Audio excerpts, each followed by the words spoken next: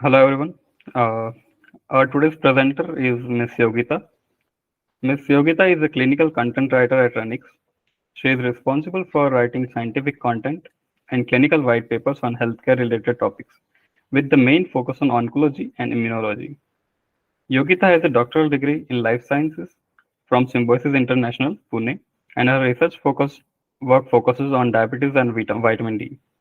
At Renix, she has gained experience in scientific writing. So, without further ado, I would like Ms. Yogita to take the floor. Thank you, Jay, for nice introduction and welcome all. As a part of CellTalk activity, today I'm presenting a research on comparison of long-term effects of metformin on longevity between people with type 2 diabetes and matched non-diabetic controls. This article has originally authored by Stevenson Hore, and it has published in the year 2023 in the journal BMC Public Health. This journal has impact factor 4.7, and the overall research has impact on the longevity and the use of metformin in the longevity or the anti-aging medication. Metformin, it is mainly used as a glucose lowering drug. It is most widely prescribed drug for the diabetes, or it is the first line treatment in the management of diabetes. It belongs to the class bigonide, and the main action of metformin, it is the activation of muscle AMPK, that is AMP dependent protein kinases. Metformin exerts its glucose lowering effects through various ways. In the liver, it suppresses the synthesis of new glucose molecules, that is gluconeogenesis. Whereas in the intestine, it decreases the glucose uptake and it increases glucose uptake, or we can say glucose dispersal in the skeletal muscle and adipose tissue. It also increases the action of GLP-1, that is glucagon-like peptide 1, and it exerts its glucose lowering effect, or it is responsible for the maintenance of the glycemic control in diabetic patients. In recent years, there is high interest on the metformin as an anti-aging medication, and also many animal model studies have highlighted the effect of metformin on various age-related diseases like cancer and cardiovascular diseases.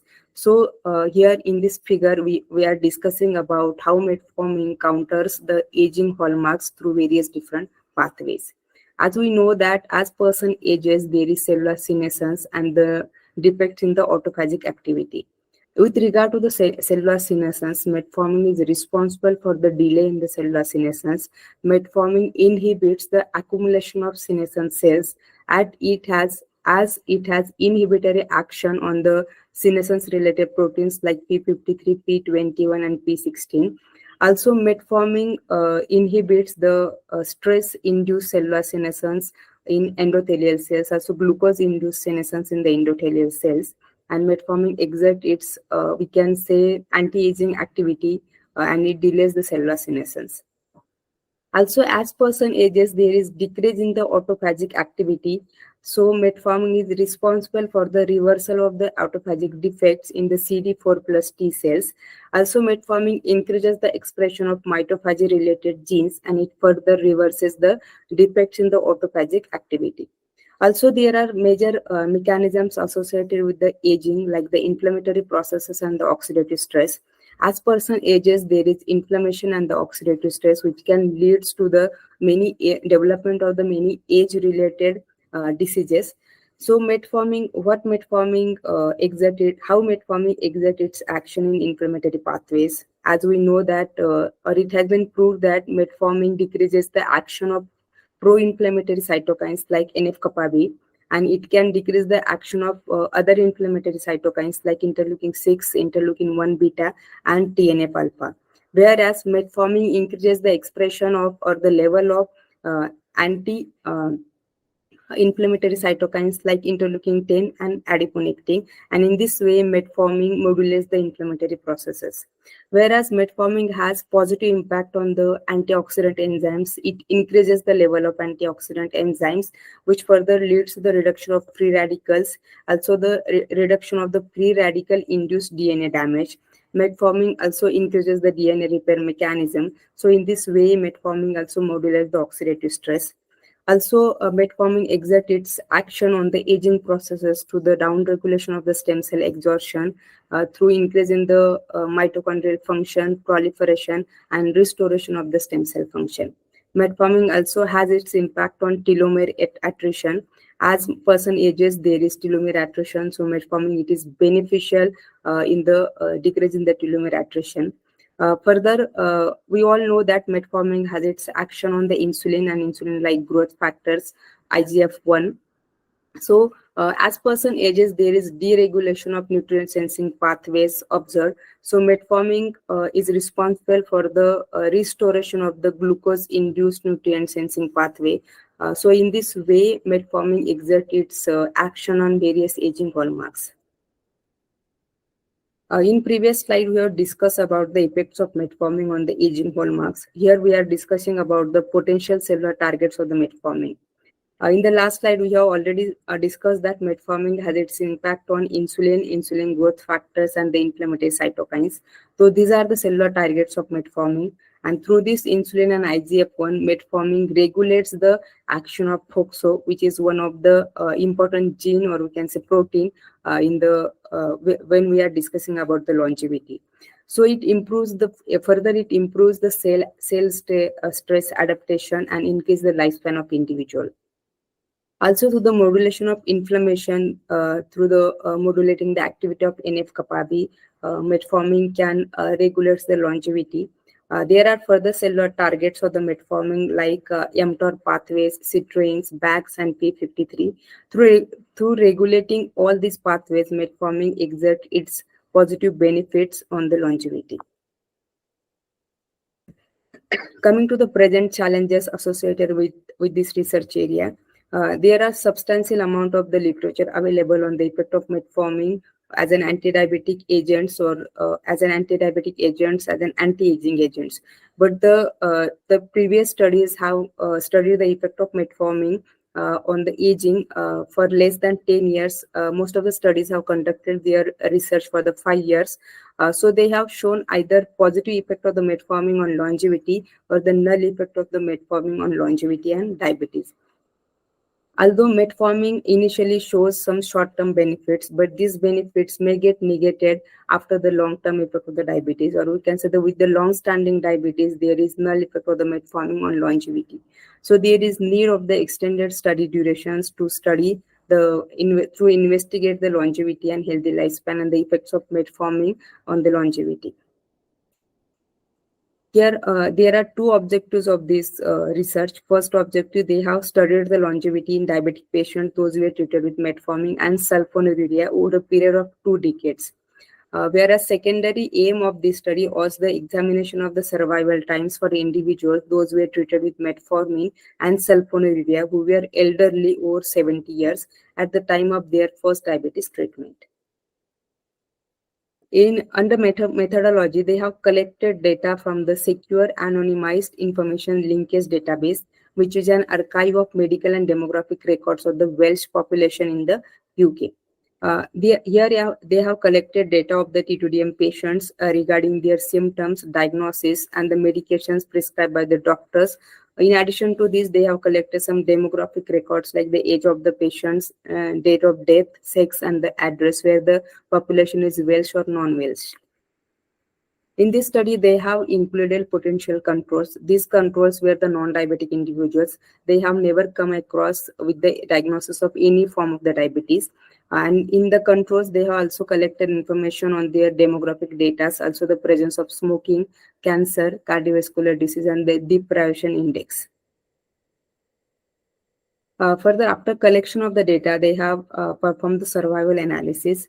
During survival analysis, they have matched one-on-one non-diabetic controls with the both treatment groups with regards to the sex, age, smoking status, history of cancer, and the cardiovascular diseases and hypertension. Then they analyze the survival time following their first treatment. Coming to the result section, this table is showing the demographic overview of metformin and sulfonylurea therapy patients.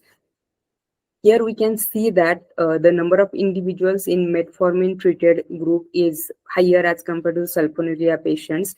They are almost 1,29,000, whereas in sulfonylurea treated patients, the number of individuals was 68,000.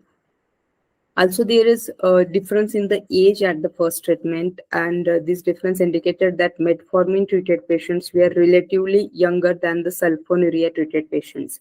The difference in the individuals, number of individuals and age, this may occur because metformin it is widely prescribed and the first line treatment for diabetic management. So most of the doctors prescribe metformin as an first drug to maintain the glycemic control in diabetic patients. So this may be the reason behind the difference in the age of the patients in both the groups. Also, this study was the age and sex match studies. So they have tried to match the male and female participants in ratio percentage of the male and female participants in both the group, and there is not a significant difference we can see in both the groups with respect to the gender.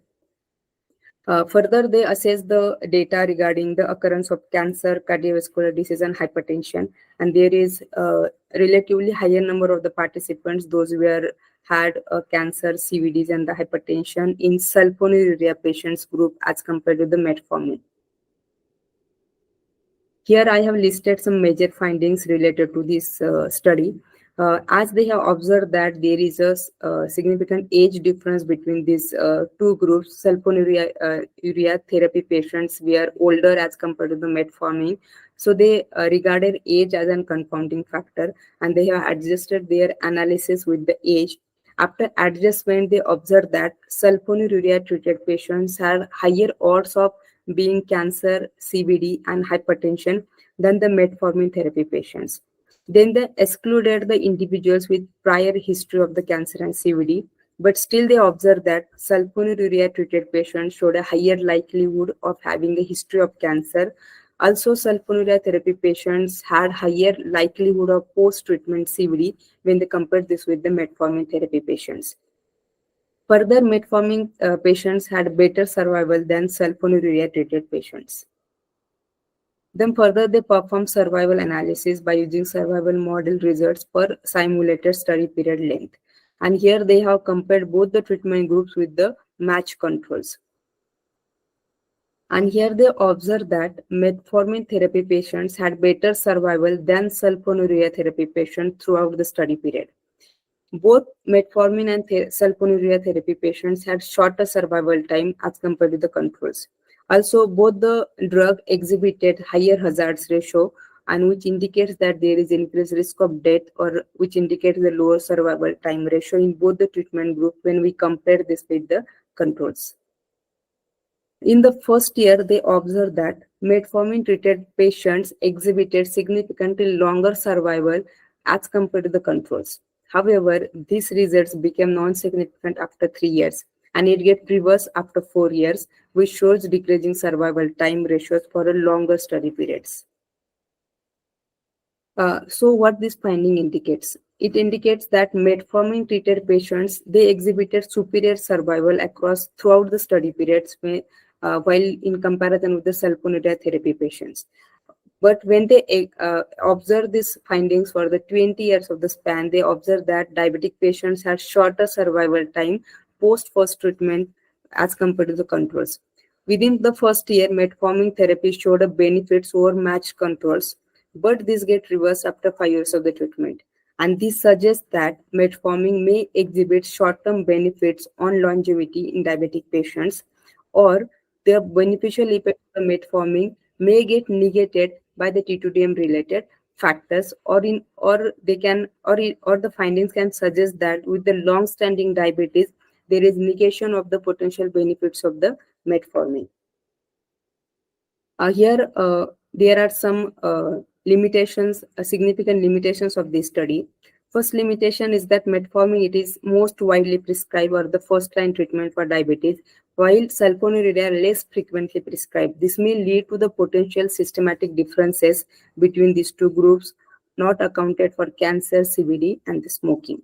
Also, there is a significant age difference observed between these two treatment groups. Sulfonylurea therapy patients are older as compared to the metformin treated patients. Also, most individuals with they had history of both the medications. 55% of the sulfonylurea patients had received metformin, whereas only 11% of the metformin patients had received sulfonylurea. So there were extensive overlap between these treatment groups. So this extensive overlap can lead to the longevity differences between these treatment groups, which attributed to disparities in disease severity, presence of the comorbid conditions, or the diabetes response, rather than the direct effect of these medications. From this study, they can conclude that this research suggests that metformin exerts its beneficial effects, but these beneficial effects observed for the long term, for the short term benefit, as a short term benefits. So the long term benefits of for the longer duration of the study, the potential benefits of the metformin may get outweighed by the diabetic environment or the negative effects of the diabetic. So they can conclude that with the long-standing diabetes, there is no benefits of the metformin over the longevity. So to study the effect of metformin in the longevity concept, so there is need of the longer study periods for the inference to be made about the longevity in future studies. So what is the impact of this research? This research has major impact on the expanded use of metformin.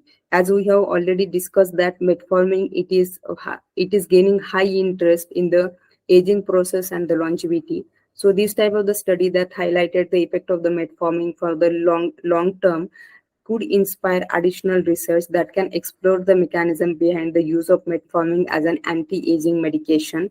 So this could lead to a better understanding of aging processes and the development of new interventions to delay the aging process. Also, this research can highlight the further research opportunities. So by exploring further research opportunities, clinicians may become more aware about the potential long-term benefits of the metformin, both in the diabetes and the longevity concept. So this may lead to the increased discussions and the considerations for the use of metformin in clinical practice. So thank you for your patient listening. If you have any query, you can find me at yogita@renix.org.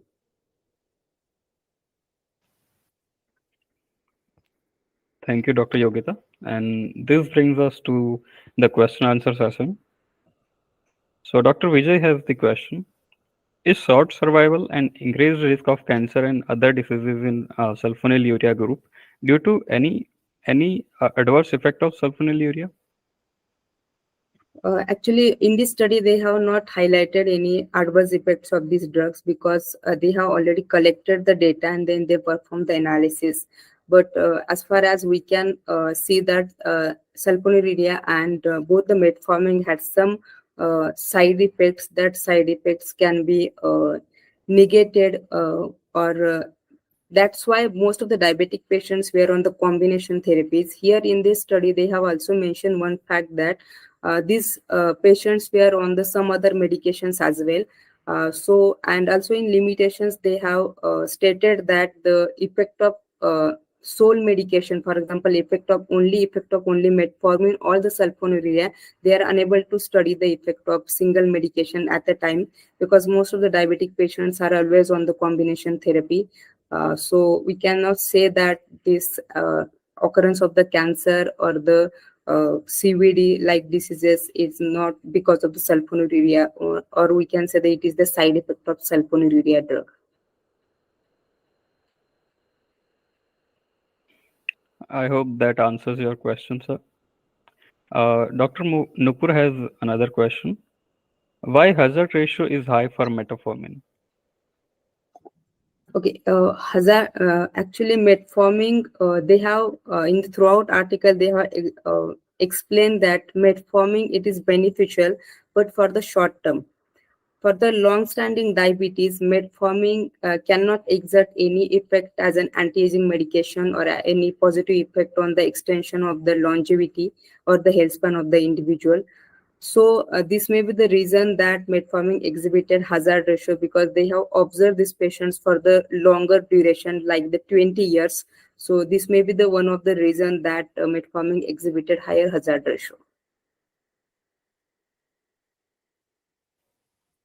Okay, so I don't see any other questions. So that brings us to the end of this CellTalk seminar.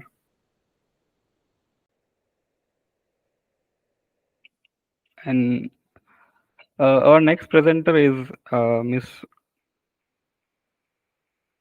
Isha Shaw. And the topic for the next presentation is social networks, social support, and life expectancy in older adults, the cardiovascular health study. I hope and I hope to see you all in next presentation. Thank you.